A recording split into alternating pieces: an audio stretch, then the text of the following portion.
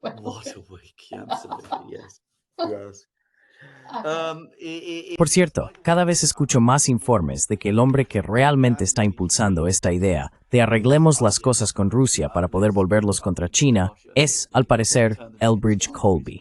Y, aparentemente, está ejerciendo una enorme influencia. Hay una figura muy siniestra que escribe artículos realmente muy extraños y bastante inquietantes para The National Interest, llamada A. Wes Mitchell, quien en 2021 abogaba por una guerra en Ucrania para derrotar a Rusia y así reemplazar al actual gobierno ruso por uno pro-occidental, que luego se volvería contra China. Resulta que es un amigo cercano de Elbridge Colby, así que ahí lo tienes. Como siempre digo, al final, todo se reduce a China. In the end, it's always about China. Sí, y además siempre se trata de esa gente del Estado profundo, ¿verdad? Como Nuland. Por alguna razón siempre tienen mucha influencia sin importar quién sea el presidente. Correcto, exactamente. Pase lo que pase, siempre están ahí. Sí, y muy influyentes. De alguna manera siempre logran salir vete con la suya. Es increíble. Sí, absolutamente. Sí, vale, por supuesto, el gran tema es todo lo que está ocurriendo con el acuerdo de paz, si es que hay uno. Lo último que acabo de ver hace como 30 minutos es que Sergei Lavrov tuvo una entrevista con NBC y básicamente dijo que no hay ninguna reunión cara a cara prevista entre Zelensky y Putin. Dijo que el presidente Putin siempre está dispuesto a negociar y hablar, pero que tiene que haber una agenda real que aparentemente no existe, así que no hay nada. Vale, podemos hablar de eso más tarde, pero quiero volver atrás paso a paso porque es muy confuso. Entonces, ¿cómo hemos llegado hasta aquí? De acuerdo. Entonces, exactamente en qué acordaron Trump y Putin durante su reunión. Empecemos por ahí. They agreed on one thing and one thing only. Estuvieron de acuerdo en una sola cosa, y solo en eso. Todo lo demás es confusión y ruido. Estuvieron de acuerdo en que no debe haber un alto el fuego en Ucrania, que la guerra en sí continuará hasta que haya un acuerdo integral, de modo que habrá negociaciones incluso mientras continúan los combates. Esa es la posición rusa. Los estadounidenses, por supuesto, se han resistido. Los estadounidenses, desde el inicio de la presidencia de Trump, han intentado conseguir un alto el fuego. Los ucranianos y los europeos han intentado conseguir un alto el fuego porque lo desean, porque saben que Ucrania está perdiendo la guerra.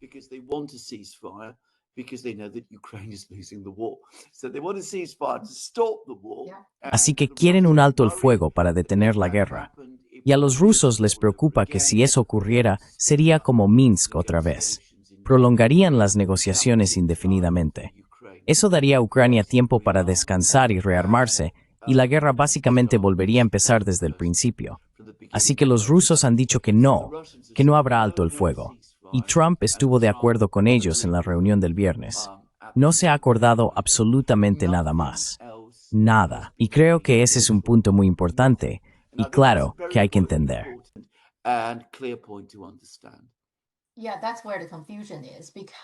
Sí, ahí es donde está la confusión, porque lo más importante es la garantía de seguridad, ¿verdad? Por eso es tan confuso, porque el lunes Zelensky y los medios chinos los llaman los 7 enanitos, ya sabes, tuvieron una reunión en la Casa Blanca. Es impresionante de ver. Pero bueno, así que lo que más me llama la atención es que cuando le preguntaron a Zelensky sobre la reunión para dar un discurso, lo primero que dijo que estaba muy contento de escuchar las garantías de seguridad por parte de Estados Unidos. Y eso parece ser lo que Trump le dijo.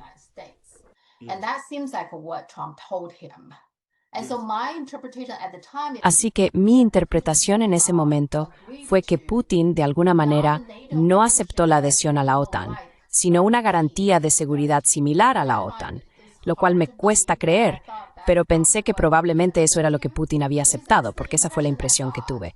Pero luego, más tarde, le preguntaron a Trump al respecto. No descartó el envío de tropas estadounidenses sobre el terreno. No lo descartó.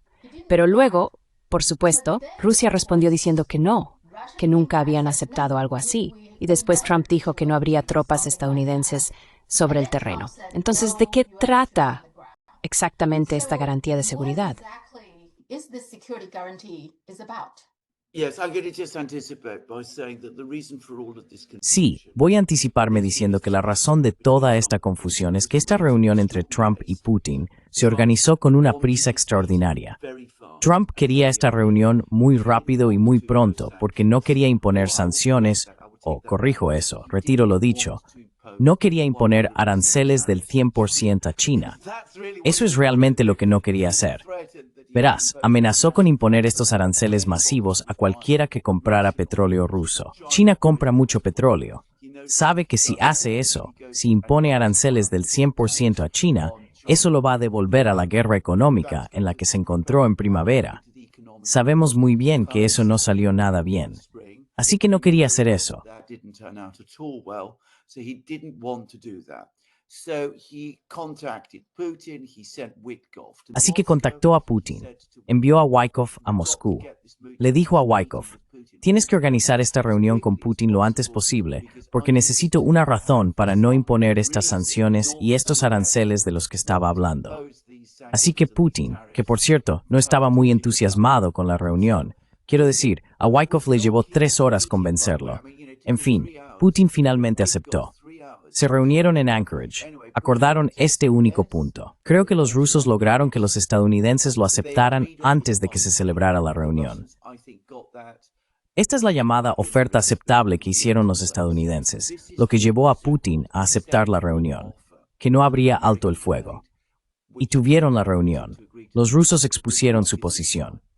And they had the meeting, the Russians set out their position, the Americans set out their position, the Russians... Los estadounidenses expusieron su posición. Los rusos dijeron, los estadounidenses dijeron, algún día vamos a tener un alto el fuego y un acuerdo negociado. Tenemos que pensar en la seguridad de Ucrania. Putin, como dijo en la rueda de prensa, afirmó, miren, no estamos en contra de proporcionar garantías de seguridad a Ucrania. Eso es lo que hicimos en el Acuerdo de Estambul de abril de 2022. Trump, por supuesto, no sabe nada sobre el Acuerdo de Estambul de abril de 2022. No tiene ese nivel de comprensión de este problema. No lo investigó ni lo estudió, porque los estadounidenses ya no lo hacen. No hubo reuniones previas entre funcionarios, como cabría esperar, en las que todo esto podría haberse aclarado y resuelto de antemano. Where all of this could have been cleared up and sorted out in advance. So Trump came away from the meeting telling everybody... Así que Trump salió de la reunión diciendo a todo el mundo que los rusos habían aceptado garantías de seguridad, que es lo que yo anteriormente, cuando intentaba explicárselo a los europeos, cuando hablé con ellos 2 días antes de la reunión, les dije que no estaba en contra de dar garantías de seguridad a Ucrania. Así que él sale diciendo a todos que los rusos han aceptado. Y por supuesto, los rusos no han aceptado las garantías de seguridad que él cree que han aceptado. Simplemente se están refiriendo a lo que acordaron con los ucranianos en abril de 2022, que es algo completamente diferente. Y pronto hablaremos de lo que fue aquello. Todo esto es producto del modo caótico y desorganizado en que Donald Trump y la administración estadounidense llevan a cabo la diplomacia. And the American administration conducts diplomacy. Entonces, ¿a qué se refieren exactamente los rusos con la garantía de seguridad? ¿Querían algún tipo de garantía de seguridad de la ONU? Yes, yes. What they said was that this is in April 20. Sí. Lo que dijeron fue que esto ocurrió en abril de 2022 y fue aceptado por los ucranianos, por cierto, firmado por los ucranianos. Todo el acuerdo de Estambul, el acuerdo original de abril de 2022, fue aceptado por los ucranianos. Así que a cambio de varias concesiones por parte de Ucrania, de las cuales la más importante era que permanecería fuera de la OTAN y que reduciría el tamaño de sus fuerzas armadas, los rusos dijeron que Ucrania recibiría garantías de seguridad de los 5 miembros permanentes del Consejo de Seguridad: Estados Unidos, Rusia, China, Francia y Reino Unido, y de cualquier otro país como Turquía o Israel o el que fuera, que quisiera dar garantías de seguridad a la propia Ucrania. Security guarantees to Ukraine itself.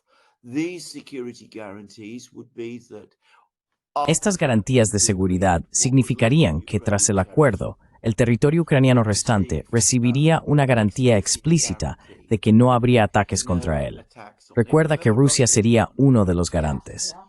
Y para evitar cualquier amenaza a cualquier país, y por supuesto esto incluye a Rusia, desde territorio ucraniano, cada país garante podría vetar el despliegue de tropas en territorio ucraniano, incluso por periodos breves o temporales, por parte de cualquier otro país. Así que no habría tropas rusas en Ucrania, porque las potencias occidentales tendrían derecho de veto sobre ello.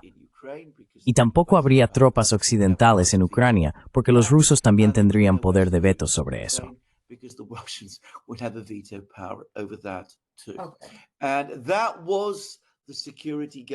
De acuerdo.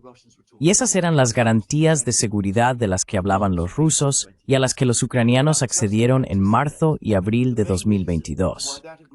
Ahora bien, para anticiparnos, la razón principal por la que ese acuerdo, que fue negociado y alcanzado entre rusos y ucranianos en abril de 2022, nunca se puso en práctica, es porque Boris Johnson, el primer ministro británico, hablando en nombre de Gran Bretaña y Estados Unidos, dijo a los ucranianos que si seguían adelante con ese acuerdo, Gran Bretaña y Estados Unidos no aceptarían dar esas garantías de seguridad. Así que eso nos lleva de nuevo al principio y explica toda la situación. Así están las cosas.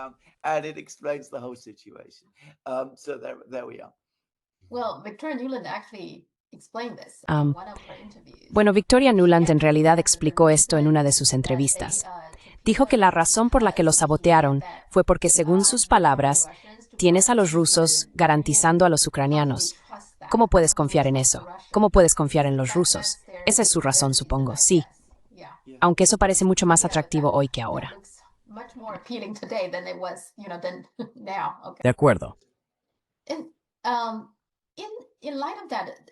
Sí, a raíz de eso, Bill Clinton dijo recientemente algo que, en mi opinión, siempre necesita ser aclarado. Dijo que una de las razones por las que siente firmemente la necesidad de seguir apoyando a Ucrania es porque cuando era presidente, fue él quien convenció a los ucranianos de que renunciaran a sus armas nucleares. Así que está hablando de nuevo sobre el memorando de Budapest, ¿verdad? Creo que todavía hay mucha confusión, la gente lo malinterpreta. ¿Puedes explicar exactamente cuál es el problema ahí?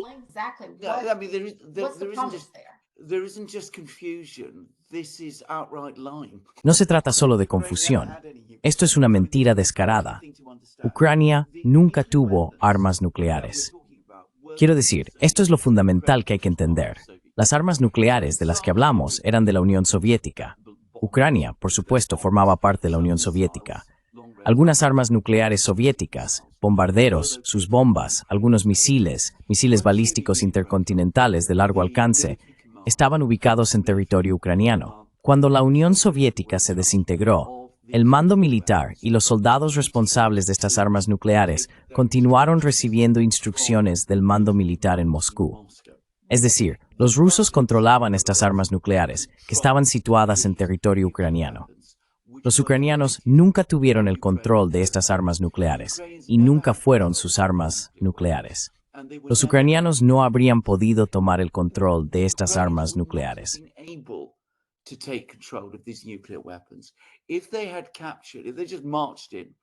Si hubieran capturado, si simplemente hubieran entrado y tomado posesión física de ellas, existen todo tipo de sistemas de seguridad y controles para las armas nucleares, códigos especiales y cosas por el estilo, que serían necesarios. Los ucranianos no los tenían, no se los dieron, y nunca habrían podido conseguirlos. Y por supuesto, otra cosa que la gente suele pasar por alto es que cuando Ucrania se independizó, como condición para su independencia, y consagrado en su constitución de entonces, había una disposición que establecía que sería un país libre de armas nucleares. Así que esa es la realidad. Ahora bien, los rusos estaban muy preocupados por el hecho de que esas armas nucleares estuvieran en Ucrania. Los estadounidenses también estaban muy preocupados por el hecho de que esas armas nucleares estuvieran en Ucrania, porque por supuesto, ese sistema no hay force.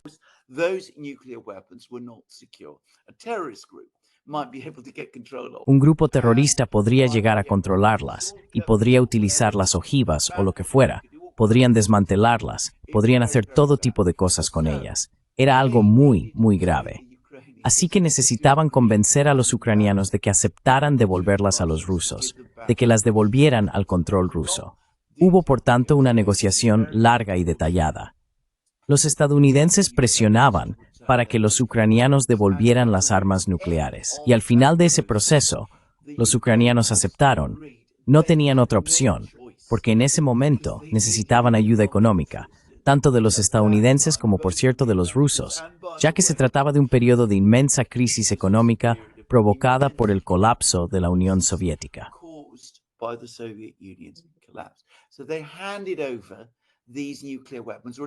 Así que entregaron estas armas nucleares, o al menos permitieron que los rusos entraran en Ucrania y recuperaran estas armas nucleares.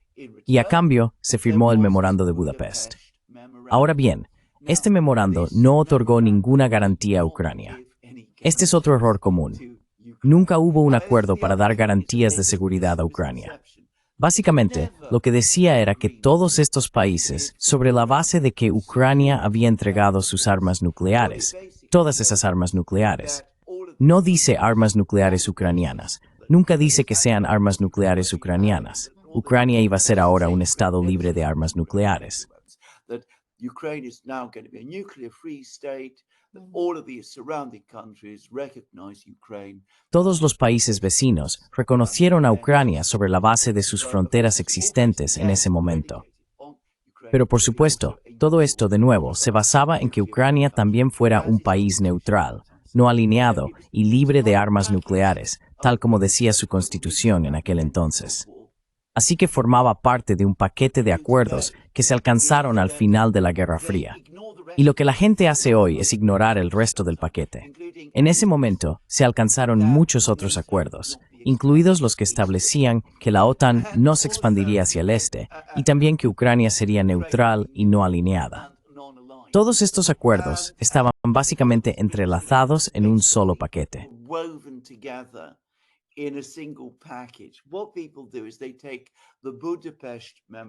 Lo que hace la gente es tomar el Memorando de Budapest, analizarlo por separado de los demás y luego tergiversar sus términos.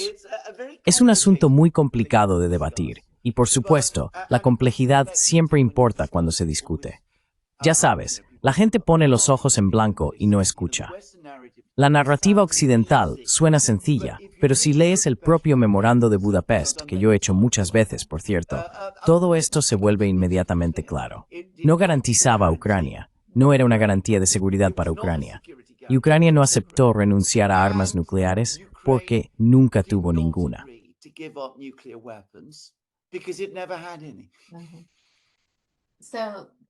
Como mucho, se puede decir que en ese momento, Ucrania tenía la oportunidad de conservar algo que realmente no podía utilizar, pero que preocupaba tanto a los soviéticos como a los estadounidenses.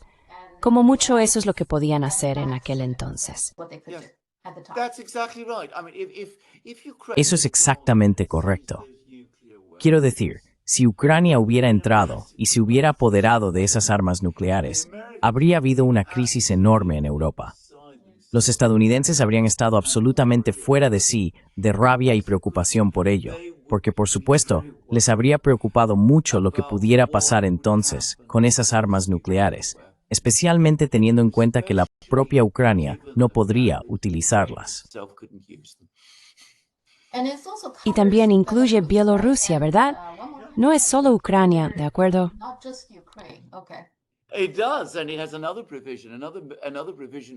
Así es, y tiene otra disposición. Otra disposición del Memorando de Budapest es que los países signatarios, que por supuesto incluían a Estados Unidos, no interferirían en los asuntos internos de los países implicados, Bielorrusia y Ucrania. Pues bien, como sabemos, Estados Unidos ha interferido de manera masiva en los asuntos internos de ambos países.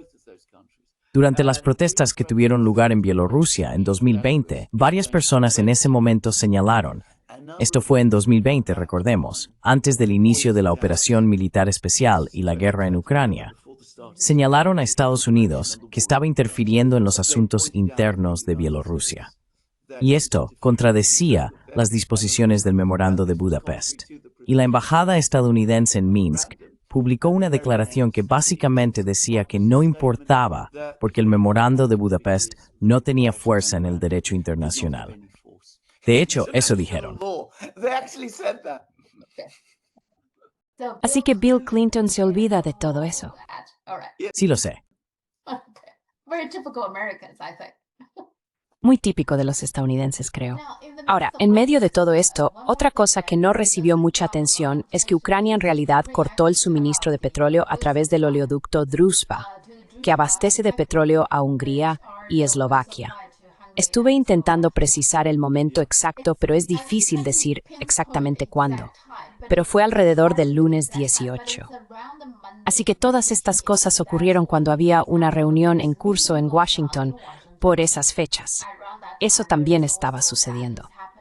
Y luego Trump llamó a Orbán inmediatamente después de la reunión de Alaska con Putin, básicamente intentando convencer a Orbán de permitir que Ucrania se uniera a la UE. Según tengo entendido, de eso trataba la llamada telefónica. ¿Por qué hace Ucrania algo así en un momento tan crucial?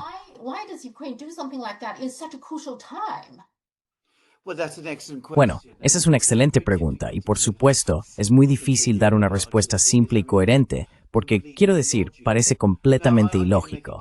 Ahora, voy a hacer una suposición aquí. Creo que los ucranianos y los europeos llevan mucho tiempo hablando de esto juntos. Los europeos no quieren detener las importaciones de petróleo y gas de Rusia a Europa. Y realmente no les gusta Orbán. Y realmente no les gusta Fico. Y creo que en este momento están haciendo un gran esfuerzo para intentar desestabilizar estos gobiernos.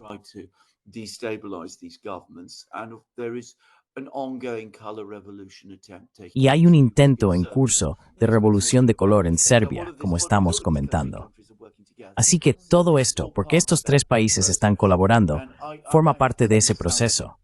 Y tengo que decir, aunque suene un poco conspiranoico, que ya sabes, con gente así no se puede descartar. Creo que todo esto forma parte de un intento de presionar a Orbán y, en última instancia, a Fico. Los europeos odian a Orbán. No les gusta el hecho de que tenga la influencia que tiene sobre Trump y querían encontrar alguna manera de socavarle. Quieren hacerlo interfiriendo en el suministro de petróleo y gas, y los ucranianos también quieren hacerlo.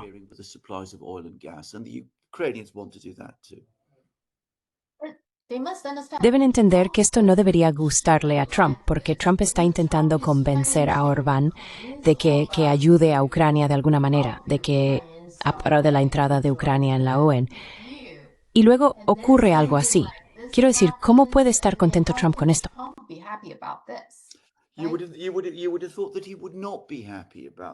Uno pensaría que él no estaría contento con esto y esperaría que Orbán se quejara de ello a Trump. Pero Trump me parece un hombre profundamente confundido. No creo que haya logrado nunca comprender realmente este problema y no creo que entienda cómo se mueven todas las distintas piezas. Así que, en ese momento, en esa reunión del lunes, básicamente quería calmar a los europeos. Acababa de tener esa reunión con Putin y los europeos estaban muy molestos y enfadados por ello. Así que el propósito de esa reunión, muy imprudentemente, era hacer que los europeos pensaran que en realidad, ya sabes, estoy de vuestro lado. Vamos a hablar de garantías de seguridad para Ucrania. Vamos a hablar de una reunión entre Putin y Zelensky, y yo también estaré allí. Putin and Zelensky, and I will be there too. And so he didn't want to be hard on them. Y por eso no quiso ser duro con ellos, porque quería ganárselos. Así que simplemente mira hacia otro lado mientras destruyen el oleoducto de su amigo Orbán. Un líder fuerte que lleve a cabo una política clara en nombre de Estados Unidos, no se comportaría así. Simplemente habría dicho a los europeos, mirad, acabo de enterarme de que Ucrania ha atacado este oleoducto. Eso es completamente inaceptable. A menos que me prometáis ahora mismo que eso se detiene, toda la asistencia de inteligencia a Ucrania terminará. Y quiero ese compromiso ahora. Eso es lo que hace un líder fuerte. Eso es lo que uno esperaría que hiciera el presidente de Estados Unidos. Pero Trump nunca hace esto. Siempre intenta contentar a todos y crea una confusión y un embrollo enormes en el proceso.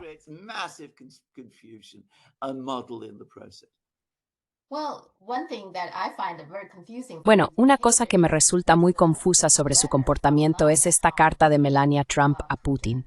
Nunca llegué a entender del todo el propósito de eso, porque si lees la carta lo que dice es que ella dijo, señor Putin, usted puede restaurar por sí solo la risa melódica de los niños, protegiendo la inocencia de estos niños. Así que, básicamente, para mí la carta trata sobre los niños y que de alguna manera Putin puede ayudarlos él solo, lo que me suena a que ella está culpando a Putin por no ayudarlos, ya que para él sería algo tan fácil.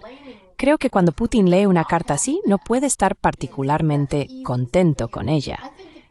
Entonces, ¿cuál es el propósito de una carta así?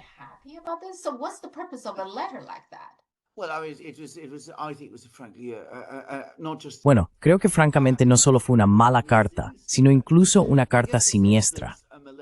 Da la sensación de que Melania está muy del lado de los europeos y de toda esta gente, y que realmente no está de acuerdo con los intentos de Trump de reconciliarse con los rusos de alguna manera, y que ella ha estado constantemente, siempre se opone a esto.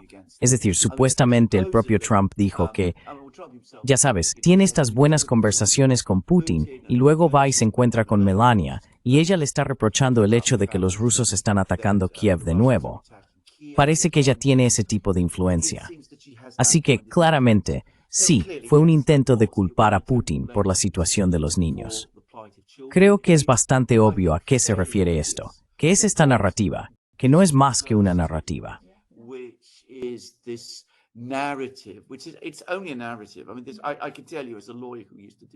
Quiero decir, puedo decírtelo como abogado que solía trabajar en este tipo de casos de secuestro de menores, que los rusos han secuestrado a 20.000 niños de Ucrania.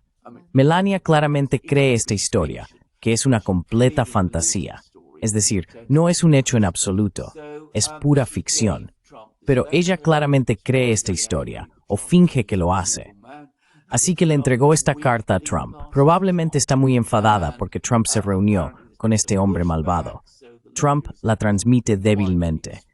Y al parecer ha habido cierta resistencia, así que la carta no es del todo explícita.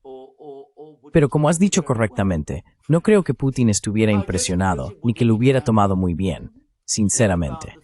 No creo que Putin estuviera contento con el hecho de que Trump lo llamara, incluso al mismo tiempo que Zelensky y todos esos funcionarios europeos que estaban en la Casa Blanca. De hecho, creo que Putin casi con toda seguridad habría visto eso como un intento de presionarle. Bueno, hice un programa sobre la carta de Melania Trump. Solo quería que mis espectadores, ya sabes, mis espectadores chinos, supieran lo que estaba pasando allí. Mucha gente comentó diciendo, ¿y qué pasa con los niños en Gaza? ¿Le importa eso a Melania Trump? Sabes, creo que es un buen punto. Bueno, es un punto excelente. Si alguien puede devolver la risa melodiosa a los niños, no es Putin, es Trump. Él puede ordenar, puede decirle a Netanyahu, paras mañana, si no paras, no habrá más ayuda económica ni militar de Estados Unidos.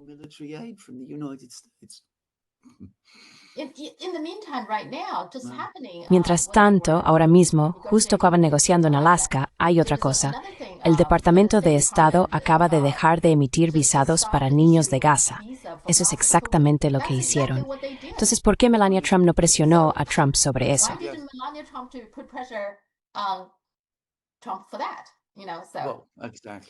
Exactamente. Bueno, exactamente. Oh, a ella no le gusta. Tengo la sensación de que no le gusta Rusia. Quiero decir, ha interiorizado las suposiciones habituales sobre Rusia que tiene mucha gente. Sospecho que hay muchas discusiones entre los dos. En fin, eso es lo que creo. Verás, esa es la diferencia entre la visión china y probablemente incluso la oriental sobre la primera dama. En China hay un profundo resentimiento si alguna mujer, si la esposa se involucra en los asuntos de su marido. Eso se resiente mucho, mientras que en Occidente eso parece algo bueno. Incluso parece estar casi fomentado.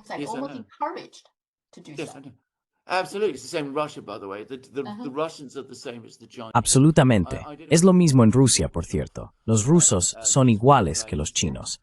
No sé si lo recuerdas, pero la esposa de Gorbachev, Raisa, desempeñó un papel muy importante en sus políticas.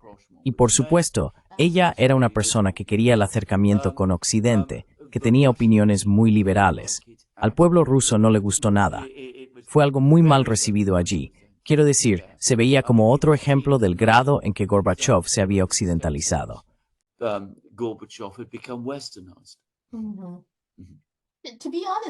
Para ser sincero, en realidad creo como pareja, independientemente de lo que hagas, cada persona debería hacerse sus propias cosas y no interferir demasiado en la vida del otro.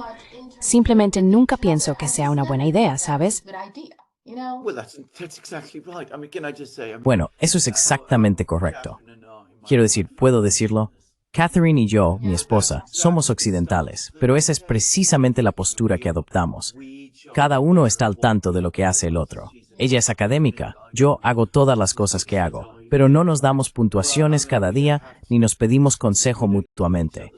Quiero decir, eso es absurdo. That's the other advice. I mean, that's absurd. Exacto. O más bien, dar consejos no solicitados mal.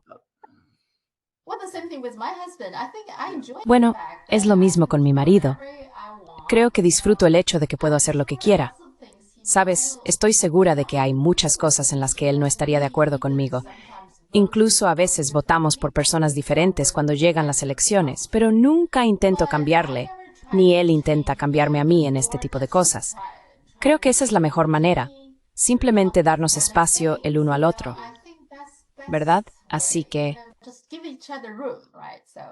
Well, absolutely. Well, I mean, the Americans have invented Bueno, this absolutamente. Quiero decir, los estadounidenses han inventado este concepto de la primera dama, o el primer cónyuge, supongo, cuando finalmente tengamos una presidenta, que por supuesto no existe en la Constitución de los Estados Unidos ni en la ley estadounidense. Pero ya sabes, esto es algo que ha ocurrido, y tienes toda la razón. Es absurdo. De hecho, está mal. It's absurd. It's wrong, actually.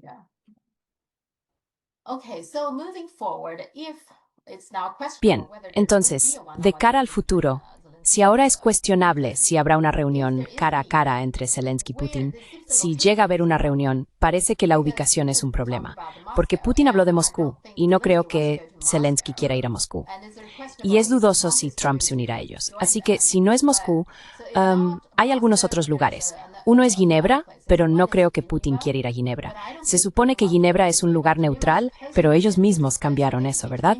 Y el otro es Bielorrusia, Minsk. Pero mi pregunta con Minsk es que ya ha habido 2 acuerdos de Minsk, así que un tercero no sé qué tan bueno podría ser. Y, por supuesto, alguien propuso Turquía y también Pekín. Ahora, ¿qué opinas? ¿Dónde podría ser el mejor lugar? Well, I think the most likely location is Istanbul. Bueno, creo que el lugar más probable es Estambul. Y es un hecho que Putin tuvo una llamada telefónica, creo que anteayer, con Erdogan. Y si observas lo que han estado diciendo los rusos, han sido muy claros en que el proceso de negociación es el que está en curso entre los equipos negociadores ruso y ucraniano, que se han estado reuniendo en Estambul. Ya han tenido 3 reuniones entre ellos. Los rusos han dicho que este formato necesita ser reforzado y ampliado. Han hablado de establecer 3 grupos de trabajo. Han dicho que los jefes de las delegaciones podrían ser de mayor rango. Han dejado abierta la posibilidad de que una vez que estos grupos se reúnan, y si se logra avanzar hacia un acuerdo, entonces Putin y Zelensky podrían encontrarse.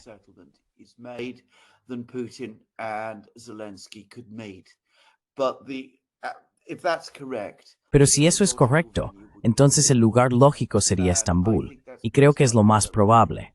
No me imagino que Zelensky quiera ir a Moscú. Putin no querrá ir a Ginebra, como bien dices. Los rusos ya no consideran a Suiza un país neutral. De hecho, la consideran un país hostil. También se ha propuesto Budapest, pero eso también está en la Unión Europea. No creo que los rusos quieran ir allí. Pekín, no creo que les haga mucha ilusión ir allí, y tampoco creo que Zelensky feeling. Así que creo que Estambul es, con Stefaler, el lugar más probable. Sí, pues poco como dije. Si ocurre. Sí, sí. Quiero decir, te vi a ti, a John Mearsheimer y a Glenn Deason, ¿verdad? Esa conversación fue muy buena. Me aclaró muchas cosas porque todo esto es muy confuso, ya sabes, todo el asunto, y luego veremos si sucede o no.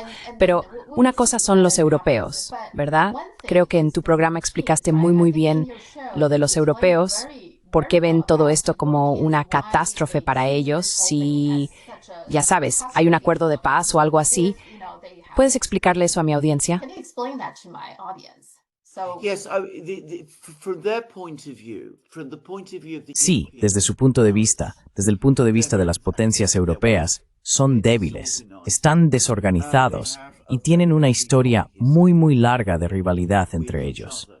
Durante los últimos 80 años, gracias a Estados Unidos, han evitado guerras entre sí, pero eso no significa que todas las tensiones que existen en Europa hayan desaparecido.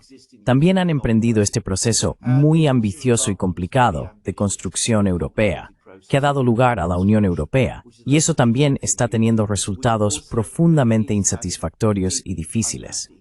Si Estados Unidos abandona Europa, si Estados Unidos abandona Ucrania, entonces empiezan a suceder varias cosas. La propia Unión Europea empieza a volverse insostenible, porque necesita que Estados Unidos esté ahí para mantenerla unida. needs the United States to be there to keep it together. The Europeans themselves, with their very fragmented Los propios europeos, con sus economías muy fragmentadas y rotas, corren el riesgo de aumentar las rivalidades entre ellos. Y por supuesto, también tienen la gran pesadilla de quedarse solos frente a los rusos. Han conseguido enfadar muchísimo a los rusos. Y como todos podemos ver, Rusia no solo es un país mucho más grande que cualquier otro país europeo, también es órdenes de magnitud más poderoso. Así que los europeos, por todas estas razones, están desesperados por mantener a los estadounidenses en Europa. Y para mantener a los estadounidenses en Europa, necesitan que sigan en Ucrania. Si los estadounidenses se retiran de Ucrania, entonces podrían empezar a replantearse si deben quedarse en Europa. about whether they should stay in Europe.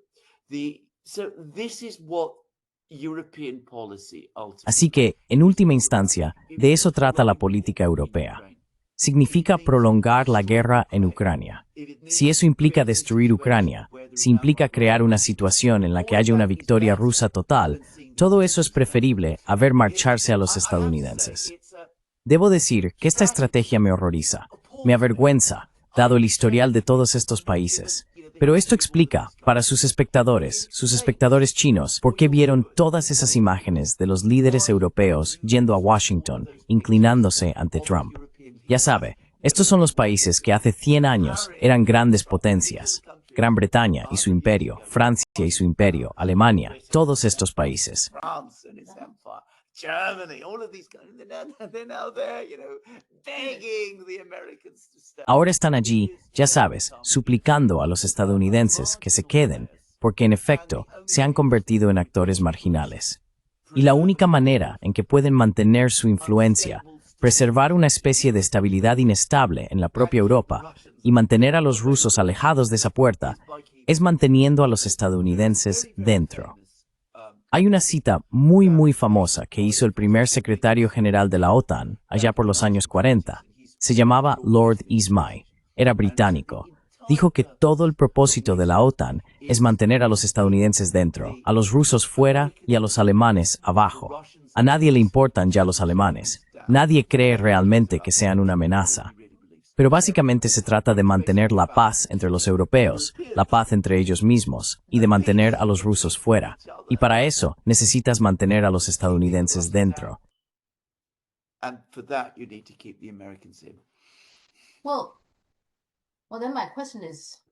Bueno, entonces mi pregunta es, todo este proyecto de la UE, porque la idea es que unes a todos estos países pequeños, países más pequeños, ¿verdad? En comparación con Rusia y Estados Unidos, los unes para que juntos sean más poderosos, ¿no? Están todos juntos, tienen más oportunidades económicas y todos deberían crecer juntos. Y supuestamente, según tengo entendido, como ahora son más grandes, si es necesario, militarmente tienen a la OTAN para protegerles. Así que la idea de es possibilisme es como cuidado poderoso. You know, this is no, you know something, Sophia. This is my. Eso no funciona. ¿Sabes una cosa, Sofía? Este es mi gran error en la vida, porque durante la mayor parte de mi vida fui un firme defensor, primero de la Comunidad Económica Europea, luego se convirtió en la Comunidad Europea, y cuando se lanzó por primera vez la Unión Europea en los años 90, todavía pensaba que era algo bueno. La idea era reunir a todas las naciones de Europa para asegurar la paz en Europa, para fortalecer la economía europea, porque Europa carecía de economías de escala, como las que se veían en Estados Unidos y China, incluso hasta cierto punto en Rusia. Y pensé que esto funcionaría. Este era el camino correcto para Europa. Y tengo que decir esto, ha resultado ser un desastre. Aquí es donde fracasé completamente como analista. Failed completely as an analyst. I mean, there were people who were warning that it's not going to turn. Quiero decir, hubo personas que advirtieron que no iba a salir de esta manera, que unir Europa de esa forma significaría que tendrías una Europa que sería mucho menos que la suma de sus partes. Como decimos, sabes, que no obtendrías una Europa más fuerte, sino una Europa más débil, y eso es exactamente lo que ha sucedido. Significa que la política se ha desvanecido en los países europeos, porque la política dentro de los países europeos ya no tiene ningún sentido. Eliges a personas, pero no te rinden cuentas de verdad. Son responsables ante la Secretaría, por así decirlo, la Comisión en Bruselas. Quiero decir, es ahí donde ahora se toman las grandes decisiones. Nunca se han creado instituciones en el centro que pudieran desarrollar algún tipo de política económica general. Could develop any kind of general economic policy. And ultimately, the foreign policy. Y en última instancia, la política exterior que habéis creado es la más limitada y objetable que podríais tener. Así que, en lugar de una Europa más grande, y por una Europa más grande me refiero a una Europa mejor, tenemos una Europa más pequeña, más débil, más fea, más marginal, una Europa que ahora parece estar en un estado de decadencia espantosa. Así que esto, como he dicho, es muy triste para mí, pero lo visteis en esa reunión en la Casa Blanca. Quiero decir, todos van allí a acobardarse ante Donald Trump. Es como si se tratara de Franklin Roosevelt o John F. Kennedy o algún gran líder de Estados Unidos. Este es un hombre al que mucha gente en América no toma en serio, y sin embargo los europeos están allí, arrastrándose ante él. ¿Qué actuación más vergonzosa y humillante se podría ver que esa?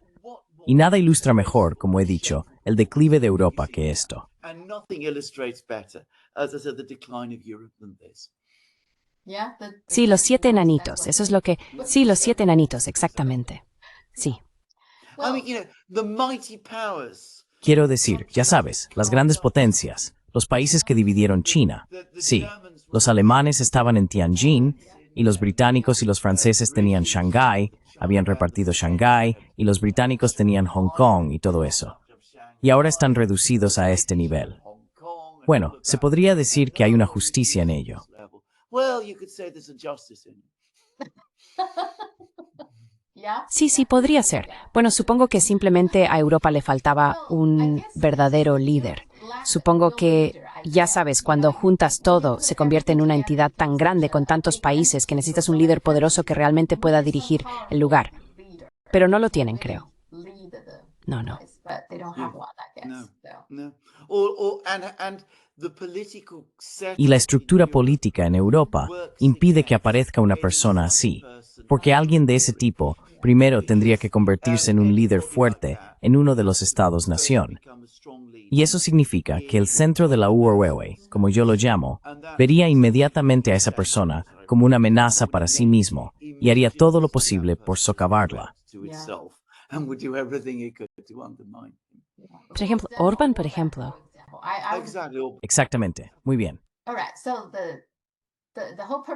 Así que todo el propósito, como dijiste al principio, era hacer las paces con Rusia contra China.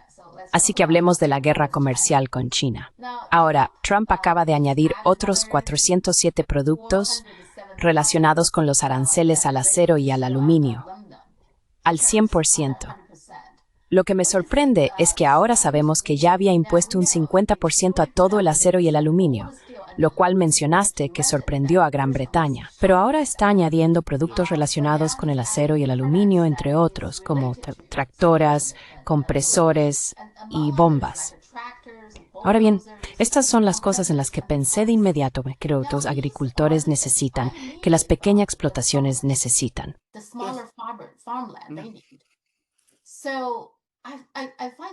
Me resulta fascinante que la administración Biden impusiera muchas regulaciones poco razonables a los agricultores, exigiéndoles obtener este permiso y aquel permiso, y comprar equipos caros para mejorar sus operaciones, filtrar el agua, ser respetuosos con el medio ambiente y garantizar la seguridad alimentaria, ese tipo de cosas. Y eso enfadó mucho a los agricultores. Y ahora Trump no solo está apuntando a los agricultores, a los pequeños agricultores, sino que esto también los está castigando. Quiero decir, les impone una carga irrazonable. Así que parece que al gobierno de Estados Unidos, sea republicano o demócrata, no le importan los agricultores. No lo entiendo. No, they don't. They don't. There are not enough of them anymore to make No, no es así. elections. Ya no hay suficientes para marcar la diferencia en las elecciones. Hubo un tiempo, dentro de mi propia memoria, en que las personas que trabajaban la tierra en Estados Unidos constituían un lobby político significativo, porque ya sabes, tenían votos, podían cambiar el resultado en estados clave, y esos estados eran importantes en el colegio electoral y todo eso. Quiero decir, eso ya no es cierto. Otra cosa que está ocurriendo es que la agricultura en Estados Unidos se ha convertido en gran medida en el trabajo de hombres mayores. Al parecer, la mayoría de los agricultores superan con creces los 60 años, así que ya no te preocupas por ellos. Ahora bien, una de las cosas sobre América, sobre su historia, es que la fuente de su crecimiento económico, su auge económico en el siglo XIX, fue la agricultura. Era un importante exportador de alimentos. En lo que hacían los europeos era comprar grano y alimenticios estadounidenses. And food products from the United States. And so it was American food production. Así que fue la producción alimentaria y agrícola estadounidense, el algodón y otros productos similares, lo que originalmente impulsó la economía estadounidense y la convirtió en ese gran coloso económico. Y luego, durante la mayor parte de mi vida, el sistema agrícola estadounidense siempre se presentaba como ese enorme motor de eficiencia que generaba enormes excedentes de alimentos. Y lo que van a provocar estos últimos aranceles es una crisis enorme. Van a aumentar aún más los costes. Estados Unidos ya está perdiendo su posición como gran exportador de alimentos. Y aquí, se podría decir, es donde los rusos van a empezar a intervenir, porque por supuesto, ellos al contrario, están trabajando muy duro para desarrollar sus propias industrias agrícolas. Very hard to build up their agricultural industries. Sí, una cosa son las semillas de soja. Y solo para darte la cifra, en 2024, China compró aproximadamente $12.800 millones en semillas de soja estadounidenses. Y este año, esta es la temporada, ahora mismo es la temporada 0. Así que China no ha comprado ni una sola semilla de soja a Estados Unidos. Well, there you go. Bueno, ahí lo tienes. Eso te muestra la crisis. Ahora Brasil se los comprará a Brasil. Buying them now from Brazil. I'm guessing. Brasil, Argentina, sí. Y este tipo de cosas, una vez que cambias, es difícil volver atrás porque siempre tienes contratos a largo plazo, ¿verdad? Correct. Correcto. Y hasta tal punto que la Asociación Americana de la Soja ha enviado ahora una carta a Trump, básicamente diciéndole que resuelva cuanto antes esta disputa comercial con China, porque ellos están pagando el precio. Sí. No sé si eso funcionará. No. Pero, vale, supongamos que no le importan los agricultores. ¿Y qué pasa con una empresa como John Deere, un fabricante? John Deere está sufriendo por ambos lados. Los aranceles, aunque es una empresa estadounidense y fabrican esas máquinas aquí en Estados Unidos, exportan, pero también importan muchas de las piezas. Y ahora esas piezas están saliendo más caras, lo que les hace menos competitivos internacionalmente cuando exportan. Además, la industria gris se está debilitando, así que sus clientes están perdiendo dinero. ¿No tiene en cuenta Trump este tipo de efectos? No. No, I don't think he does. I mean, I get the sense, and I've been listening. No, no creo que lo haga. Quiero decir, tengo la sensación, y he estado escuchando a todas estas personas tan extrañas que ha reunido a su alrededor, gente como Peter Navarro y Stephen Moore. No tengo la impresión de que estas personas tengan ningún conocimiento sobre las cadenas de suministro, ni sobre las complejidades que implican, y el hecho de que no puedes hacer X hasta que hayas hecho Y. Es decir, no lo entienden en absoluto. Piensan que si simplemente paras, eso significará que Caterpillar volverá a producir más tractores. No comprenden que Caterpillar, John Deere y todas estas empresas, que esos tractores que fabrican, utilizan componentes, utilizan acero de donde sea, utilizan herramientas de maquinaria, necesitan herramientas de maquinaria de China. Machine tools, they need machine tools from China, they need components from all sorts of places. Necesitan componentes de todo tipo de lugares. Simplemente no lo entienden. Y probablemente piensan que en la medida en que se necesiten estas cosas, de alguna manera, a través de algún tipo de proceso espontáneo, la economía estadounidense va a producirlas por sí misma. No es así. La industria no funciona de esa manera.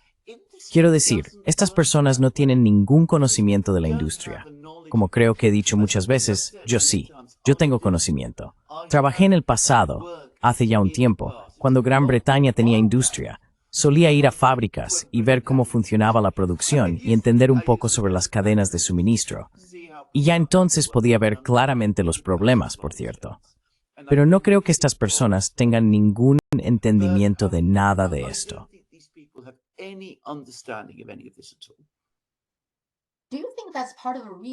¿Cree que es parte de la razón por la que Trump está presionando tanto a la India para que abra su sector agrícola? ¿Está Trump intentando reemplazar el mercado chino por el mercado agrícola indio? ¿Es esa la razón?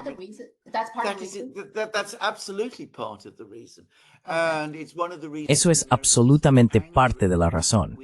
Y es una de las razones por las que los estadounidenses están tan enfadados con la India. Por cierto, las cosas que los estadounidenses están diciendo ahora sobre la India son simplemente impactantes. Quiero decir, Peter Navarro escribió algo en el Financial Times que no podía creerlo cuando lo leí. Están furiosos con la India. Y, por supuesto, hablan del petróleo ruso, pero en el fondo se trata de otras cosas, como productos agrícolas y cosas por el estilo. Los indios están intentando explicar a los estadounidenses, no podemos hacer estas cosas que nos estáis pidiendo. No solo significaría que estamos renunciando a nuestra independencia, sino que, si hiciéramos estas cosas, socavaríamos los pilares de nuestra propia economía y de nuestra sociedad, y crearíamos una enorme crisis interna. Y Modi, el primer ministro Modi, está recorriendo la India, tranquilizando a la gente de que para él, los derechos e intereses de los productores agrícolas siguen siendo primordiales.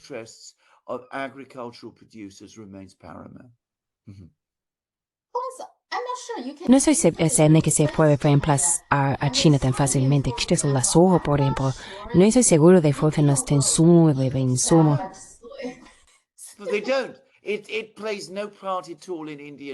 No lo hacen.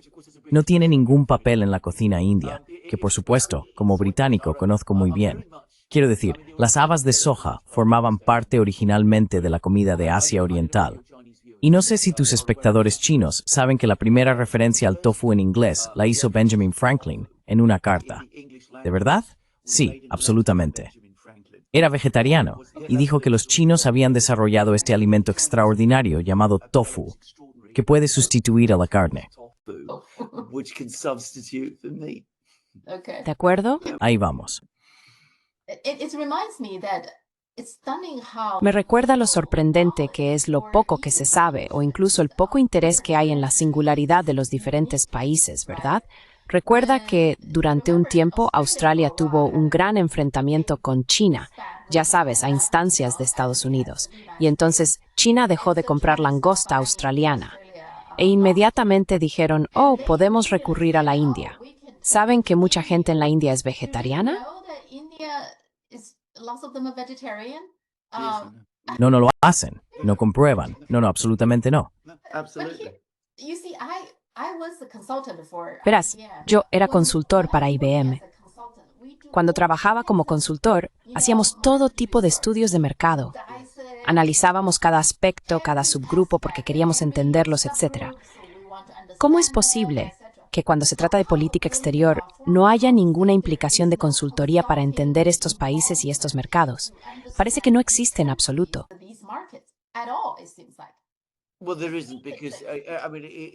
Bueno, no la hay, porque, quiero decir, volvemos a la forma en que funciona el sistema político estadounidense y al tipo de personas que se convierten en políticos y que entran en el Departamento de Estado. Como sabemos, provienen de universidades de la Ivy League, donde cursan ciertos tipos de carreras y vienen de ciertos tipos de escuelas, así que no tienen ese bagaje. Que por cierto, el gobierno de Estados Unidos en el pasado sí tenía. Es decir, hace tiempo, si ibas a convertirte en secretario de Comercio de Estados Unidos, habría sido alguien que trabaja en la industria y tenía conocimientos sobre esos temas.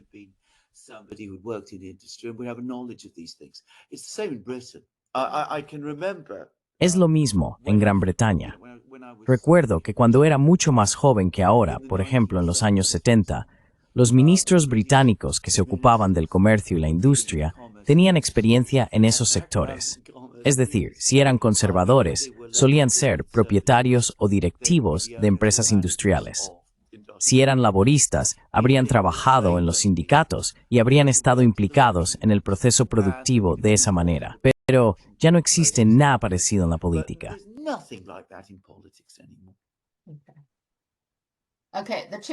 Exacto. Bien, la guerra de los chips. Ahora, los artículos que me enviaste, lo que me parece interesante es que afirman que ahora el último dice que Nvidia ha detenido la producción del H20 porque no se va a vender en China. Quiero decir, China nunca lo prohibió, ¿vale? China simplemente aconsejó a todas las corporaciones que hay una puerta trasera. ¿De acuerdo? Sí. El artículo que me enviaste del Financial Times. China estaba muy por los medios de Harvard Knicks, Harvard Lodnik de producir China productos baja calidad, ya sabes, no los pedís eso. Sakurai cuenta tuninyu. Now, the smalls, se adelante. Bueno, así no es como China toma decisiones. No lo sé, exactamente. Pero esto es lo que creo que está pasando.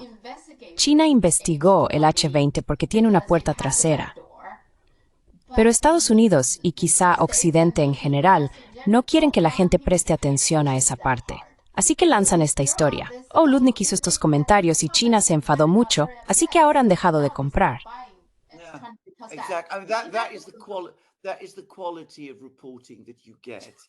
Esa es la calidad de la información que se obtiene hoy en día en los medios de comunicación. Lo fascinante de ese artículo del Financial Times es que, escondido hacia el final, estaba la admisión de que China ya ha desarrollado otro chip, que en realidad es mejor. Pero eso no tiene nada que ver con el asunto. Según el artículo, es porque Lutnick dijo algo que no le gustó a alguien del Politburo chino. Esa es la implicación del artículo. El hecho de que los chinos ya tengan un chip más avanzado que el H20 no tiene nada que ver con la toma de decisiones que hace China.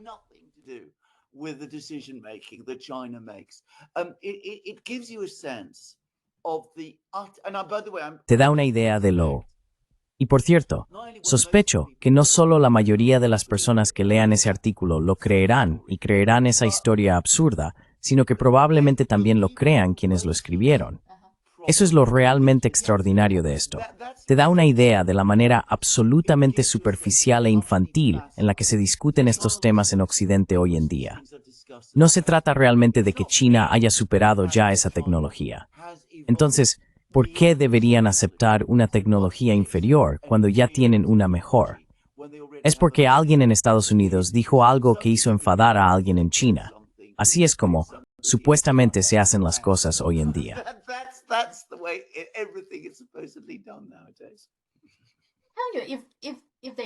Si alguna vez hubieran prestado atención a lo que dijo Lutnick, no estarían molestos por esto. Lo único que pensarían sería, este no es un chip muy avanzado, así que vale, ¿qué deberíamos hacer al respecto? Lo verían así en lugar de decir, estoy tan enfadado, tengo que cancelarlo. No es así como funcionan, no. no, no. Well, China has. This is the thing again. China tiene, esto es lo que pasa, de nuevo, mucha gente es incapaz de entenderlo. China tiene una base industrial, científica y tecnológica enorme, la más grande del mundo, mucho mayor que la de Estados Unidos. Es así.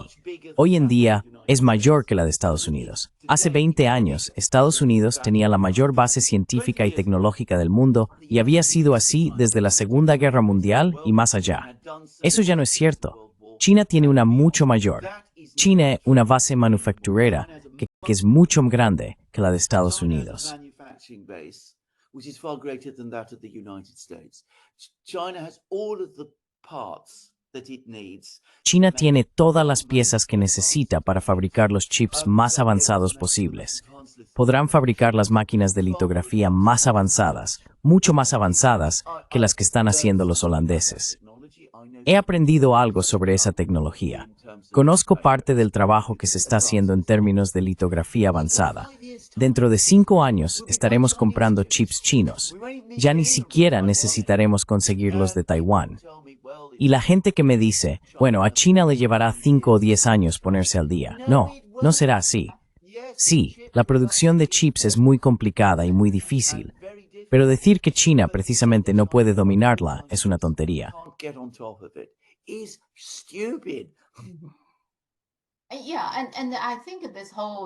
Sí, y creo que toda esta prohibición de chips a China, en realidad a largo plazo probablemente beneficie más a China de alguna manera.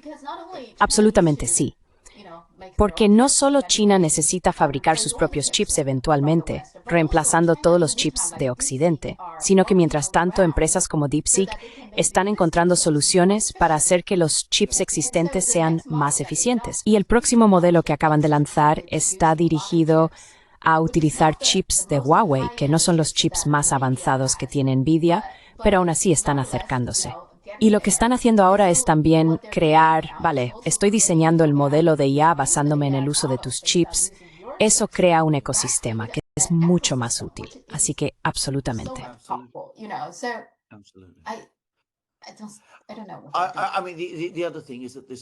Quiero decir, además, que se habla demasiado de los chips últimamente. Los chips son muy importantes, no quiero discutir eso, pero solo son una parte del panorama tecnológico general. Estuve teniendo una larga conversación con alguien, que por cierto es suizo, que está absolutamente a la vanguardia en IA. Y me dijo que lo fundamental, lo más importante, si realmente quieres lograr un avance en IA, es la generación de electricidad. Sí, puedes resolver el problema de los chips, pero si no tienes energía eléctrica, no vas a llegar a ninguna parte. Estados Unidos no está haciendo nada al respecto. China sí. Pero ni siquiera es solo eso. También necesitas programadores, necesitas pensadores, necesitas todas esas cosas.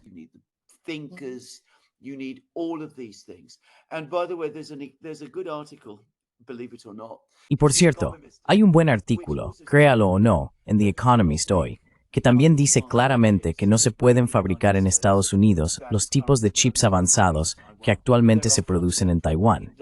Existen cuestiones industriales y de suministro fundamentales que hacen que eso sea poco práctico.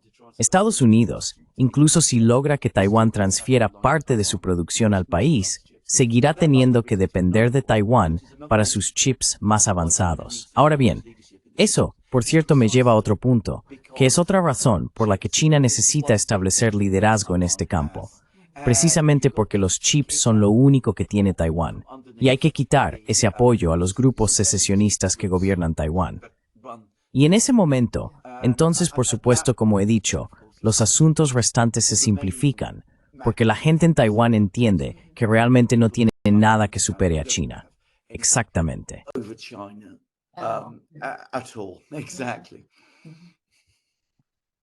Una cosa más sobre las relaciones entre China y Estados Unidos es que Estados Unidos y Filipinas acordaron recientemente realizar más de 500 actividades militares en 2026. Ahora, supongo que Albert Colby probablemente está detrás de esto. Él trabaja en el Pentágono, ¿verdad? Pero 500 actividades militares, eso es más de una por día. ¿Qué están haciendo? ¿De verdad se están preparando para una guerra contra China ahora? Well, indeed, absolutely. That's exactly what they're doing. If Pero sí, China had absolutamente. an agreement Eso es exactamente lo que están haciendo. Si China tuviera un acuerdo con México para llevar a cabo 500 actividades militares en el Golfo de México y en la costa del Pacífico, los estadounidenses dirían sin duda que son preparativos para una guerra contra Estados Unidos. Entonces, ¿por qué no debería pensar China exactamente lo mismo sobre todos estos preparativos que Estados Unidos está realizando con Filipinas? Por supuesto, los estadounidenses dicen que están protegiendo Filipinas. En primer lugar, no hay ninguna señal de que China tenga planes agresivos contra Filipinas. ¿Por qué querría China tener planes agresivos contra Filipinas? Y en la medida en que existen tensiones entre Filipinas y China, es porque estos ejercicios están ocurriendo. Es decir, es porque los estadounidenses están allí. In other words, it's because the Americans are there. Y en general, porque sabemos que Trump hizo todo este asunto de Alaska para conseguir que los rusos se pusieran de su lado contra China. Sí, ¿cuánto crees que Rusia confiará en Estados Unidos? They don't. And I think this is another thing to say, actually. No lo hacen. Y creo que este es otro punto importante a destacar. De hecho, en primer lugar, creo que esto es algo que debe reconocerse. Solía haber, y en una medida muy limitada todavía existe, un cierto sector de la sociedad rusa, quizás principalmente en la intelectualidad y en partes de lo que se podría llamar la parte oligárquica de la comunidad empresarial, que era intensamente proestadounidense. Solías encontrarte con estas personas bastante a menudo cuando ibas a Rusia, al menos si te relacionabas con el tipo de gente con la que yo me relacionaba cuando estuve allí. Eso ha caído en un profundo eclipse, y la mayoría de esas personas o bien han abandonado Rusia o han cambiado de opinión. Most of those people have either left Russia or changed their views. But I'm not saying that you won't ever find. Pero no estoy diciendo que no puedas encontrar a algunas personas así allí. También existe, o solía existir, y creo que todavía existe, una comunidad de personas dentro de la antigua élite soviética, personas que eran auténticos patriotas soviéticos, y personas de este tipo que siempre anhelaron algún tipo de relación con Estados Unidos. No porque quisieran americanizar su sociedad o convertirse en vasallos de Estados Unidos, sino porque Estados Unidos era su gran adversario. Veían a Estados Unidos como el rival. También querían hacer que la Unión Soviética o Rusia fuera tan poderosa y rica como lo era Estados Unidos. En algunos aspectos, Estados Unidos era su modelo. The United States, in some respects, was their model. I think some of that influence in a few corners. Creo que parte de esa influencia en algunos sectores todavía existe. Se puede ver cuando se escucha a personas como Kirill Dmitriev, por ejemplo, que es el director del Fondo de Inversión Directa de Rusia y que, por cierto, se formó en Harvard. Los soviéticos lo enviaron a Estados Unidos para aprender todas estas cosas. Pero mi impresión es que con cada día que pasa, ese elemento se está reduciendo. Y eso en una inversión completa de lo que solía verse al final de la Guerra Fría. Cuando eran los funcionarios soviéticos mayores quienes desconfiaban de Estados Unidos y los más jóvenes quienes buscaban un acercamiento con Estados Unidos. Cuando los jóvenes liderados por Gorbachev tomaron el control, todos recordamos lo que ocurrió. The younger ones, led by Gorbachev, took over. We all remember what happened. Today it's the exact reverse. It's the older ones. Hoy es exactamente al revés. Son los mayores, las personas que quedan de, si se quiere, la era de Gorbachev, quienes, aunque quizá no sean gorbachovistas, todavía quieren mantener algún tipo de conexión con Estados Unidos, quienes siguen ahí y aún tienen algo de influencia. El propio Lavrov a veces habla en ese sentido. Pero están los otros, mucho más duros, que están surgiendo y dicen, los estadounidenses son terribles. Hemos visto cómo son realmente. Algunos de nosotros hemos estado en Estados Unidos y no nos ha impregnado tanto. Centrémonos en hacer bien lo que sabemos hacer. Olvidémonos de esta gente horrible. Y China es un país más cercano aquí. And China is a country closer at home. We're learning Chinese now. It's Chinese goods, Chinese. Ahora estamos aprendiendo chino. Son productos chinos, coches chinos, los que estamos empezando a conducir. Y olvidémonos de esto. Así que creo que en Rusia se está produciendo un cambio cultural y no es algo que deba subestimarse. Creo que es un cambio que se está intensificando. Cuando fui a Rusia hace unos meses, hace 2 meses, estuve en una conferencia de abogados, gente civil, exactamente el tipo de personas que en su día habrían mirado hacia Occidente, y ya no lo hacen, especialmente los más jóvenes. Creo que ya mencioné esto en programas anteriores. Así que no creo que esto vaya a suceder nunca. Creo que esa posibilidad desapareció hace mucho tiempo. Well, that possibility has long since gone. Pero Isabel, heitan intando. Oh, of course. Well, because they still believe this. Oh, They still por imagine supuesto, that, porque ellos todavía creen esto. we could somehow- Todavía se imaginan que, ya sabes, si de alguna manera pudiéramos abrirnos paso, si logramos deshacernos de este hombre terrible, el señor Putin, los rusos, ya sabes, en el fondo todavía nos quieren. Todavía quieren ser como nosotros, y podremos ganárnoslos de nuevo. Leo artículo tras artículo así en los medios de los think tanks en Estados Unidos. Y esto es completamente erróneo. Como he dicho, están hablando de una Rusia que existía hace 30 o 40 años. Ya no es así. 30, 40 years ago. It's not like that anymore. And they're also talking about the United States that existed 30 years ago. Y también están hablando de Estados Unidos como existía hace 30 años, creo. ¿Sí? Y Gaza situation. So, la situación en Gaza. Lo último es que la ciudad de Gaza será arrasada si Hamas no acepta nuestras condiciones. Esto es lo que dicen los ministros israelíes.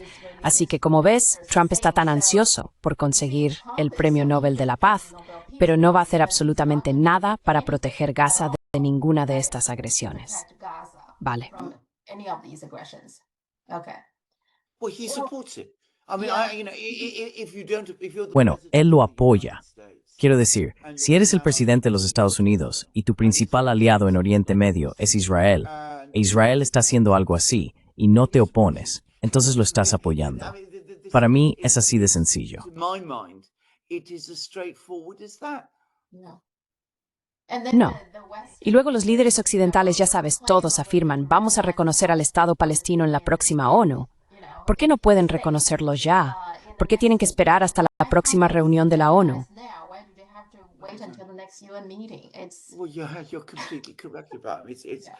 Bueno, tienes toda la razón sobre eso. Es para que los israelíes puedan inventar alguna bonita fórmula de palabras tras la que todos puedan esconderse, para no tener que hacer lo que realmente no quieren hacer. Quiero decir, esto no es real, no es diplomacia, no se hace de buena fe, es todo lo contrario. Done in good faith. It's all the opposite of that. yeah. And that's what the Lavrov is saying. He said the Sí. West is delaying Y eso es lo que está diciendo Lavrov. Dijo que Occidente está retrasando el reconocimiento de Palestina hasta que no quede Palestina que reconocer. Eso es lo que están haciendo. Y no solo eso, el Departamento de Defensa de Estados Unidos pidió al Congreso más de 3.500 millones de dólares en fondos de emergencia para reponer los arsenales de armas desplegados por la Operación Enlace con Israel. Parece que Israel sigue preparándose para atacar a Irán. like Israel is still ¿Es así? to attack Iran. Is Yeah. that so? Okay. Yes, it is. Israel is indeed intending to attack it. Sí lo es. Iran- Israel tiene realmente la intención de atacar a Irán. Irán sabe que Israel se está preparando para atacarlo, y los iraníes están empezando no empezando, ya están tomando medidas para prepararse para esto. No se ha informado ampliamente, pero el presidente Raisi, el presidente iraní, ha dicho claramente que va a haber otro ataque israelí muy pronto, y esta vez será más potente. Irán ha creado un cuartel general especial para hacer frente a este ataque cuando ocurra. Headquarters to deal with this attack when it comes. Again, it's been reported in the Iranian media, but as far as I know, De nuevo, se ha informado en los medios iraníes, pero que yo sepa, en ningún otro lugar. Y el Ayatollah Khamenei, el líder supremo de Irán, envió a Ali Larijani, su asesor de seguridad nacional, a Moscú, donde tuvo una reunión con Putin. El ministro de Defensa iraní también fue a Moscú durante el mismo viaje y se reunió con Putin igualmente. Y todos ellos van a ir a China para la Organización de Cooperación de Shanghái. Se están preparando. Quiero decir, es muy probable que en el séptimo Archhammer en Oriente very Medio. likely in the autumn have another war in the Middle East. And it seems Y like parece que Trump va a invadir Venezuela, porque desplegó 3 destructores de misiles en las aguas frente a Venezuela. Ahora él afirmó que era para combatir a los cárteles de la droga. Pero nadie se lo cree, ¿verdad? Nobody believes that. ¿Por qué quiere empezar una guerra con Venezuela? No lo Why do you entiendo. want to start a war with Venezuela? I don't understand this. You send missile destroyers to just ¿Envías destructores de misiles para detener a los traficantes de drogas? Quiero decir, es ridículo, absolutamente ridículo. Y tienes toda la razón. Parece como si también estuviera preparando algún tipo de guerra contra Venezuela. Otra crisis. Todo esto, tengo que decirlo, da la impresión de un país que se está volviendo cada vez más un matón, porque necesita demostrarse a sí mismo que sigue siendo fuerte. because it needs to prove to itself that it's still strong. Yeah. Yeah. Okay. Yeah. Sí, vale, sí, porque de hecho Trump dijo una vez que tuvo una conversación con Orbán. Orbán dijo, ya sabes, en comercio y economía no se puede superar a China. En el campo de batalla, la OTAN no puede derrotar a Rusia. Y Trump dijo que es interesante que él diga eso. Así que parece que casi está de acuerdo con Orbán. No lo dijo abiertamente, pero para él escuchar eso no debe de ser muy agradable. Así que necesita hacer algo para... So he No. needs to do something to This prove. is exactly. I mean, both Exactamente eso es. Biden era Quiero decir, tanto la era Biden como la era Trump son respuestas estadounidenses diferentes a la sensación de que están perdiendo su posición de liderazgo en el mundo. Así que Biden, ya sabes, toda la coalición de democracias contra el eje de autocracias, los intentos de aislar a China y todo eso, y por supuesto, provocar a Rusia para entrar en una guerra que tiene como objetivo debilitar a Rusia, y todas esas cosas. Trump adopta un enfoque ligeramente diferente, intentando hacer lo que él cree, erróneamente, por cierto, que Nixon pretendía hacer cuando fue a Pekín para ganarse a China y jugar la carta china contra la Unión Soviética. Él quiere jugar la carta rusa contra China y quiere establecer el dominio estadounidense en Oriente Medio y en Venezuela, nada menos, y hacerse con el control del petróleo y todo eso. Como he dicho, estos son solo los juegos que juega alguien que percibe que en última instancia la partida está perdida. who senses that the game ultimately is lost. They look increasingly reckless and increasingly Parecen cada vez más imprudentes y cada vez más peligrosos. Recuerdo haber leído hace unos 2 años un editorial realmente interesante en Global Times que decía que China y sus diversos socios, especialmente Rusia, pero también los demás, en conjunto son mucho más poderosos de lo que jamás fue el antiguo Pacto de Varsovia, lo cual, por cierto, es completamente cierto. Todo lo que necesitan hacer es mantener la calma y al final todo saldrá bien. Y tienen toda la razón. Los estadounidenses, en cambio, muestran cada vez más signos de, bueno, creo que la palabra pánico no es del todo incorrecta. No están entrando en pánico todos los días, no andan corriendo por ahí arrancándose el pelo, pero hay una especie de pánico silencioso que va creciendo poco a poco, y por eso están tomando todas estas decisiones tan extrañas. Por cierto, también van a invadir México. Catherine, mi esposa, estuvo en México hace solo unos días y allí ya se hablaba de todo esto. A few days ago was in Mexico, and they're talking all about it there. Well, there's an article just, I think last night I read it. Bueno, that Trump said he's withdrawing había un temporarily artículo, from creo que lo leí the anoche, discussions que decía que and, Trump se está retirando temporalmente de este acuerdo de paz entre Rusia y Ucrania. Al parecer, les ha dicho en privado a sus asesores que esto es mucho más complejo de lo que pensaba, así que al menos se ha dado cuenta. Se ha dado cuenta de que esto es demasiado para él, así que se retira temporalmente. So he's temporarily withdraw, so this will be- Temporarily withdraw. Retirándose temporalmente. Va a volver como Mesías cuando todo haya terminado y el tema esté resuelto. I mean, Quiero decir, en cierto modo, uno casi hace lástima por él, tú hablas así. Yeah. when he talks in that way. Yeah. Sí, vale, así que vamos a ver qué pasa, vamos a ver si esta reunión se lleva a cabo. Vale, es muy cuestionable, creo yo. It's highly questionable there, I think. I mean, the Russians never agreed to it. I mean, I think that's Quiero decir, los rusos nunca estuvieron de acuerdo con ello. Eso es lo otro que hay que decir. Nunca, jamás aceptaron una reunión con Zelensky en este momento. Trump le dijo a todo el mundo que sí lo habían hecho. Él oye lo que quiere oír y no escucha bien lo que dicen los demás. Por eso, esta reunión en Anchorage ha resultado ser un desastre. in Anchorage has turned out to be a mess. Trump likes to do that. A Trump le gusta hacer eso. Antes de que algo se convierta, ya sabes, en realidad, él declara, ya sabes, que ya está hecho. TikTok, ¿cuántas veces hemos oído que, ya sabes, TikTok va a hacer esto o aquello? Y por cierto, la Casa Blanca ahora tiene una cuenta en TikTok. Ya sabes, es ilegal porque TikTok está prohibido en Estados Unidos, así que el gobierno federal y los gobiernos estatales no se supone que tengan cuentas en TikTok. Ahora la Casa Blanca tiene una cuenta en TikTok. No te lo puedes inventar. En fin, ahí está. Sí, exactamente. De acuerdo. Veamos qué pasa la próxima semana. Quizá hay una guerra en Venezuela. Venezuela, we will see.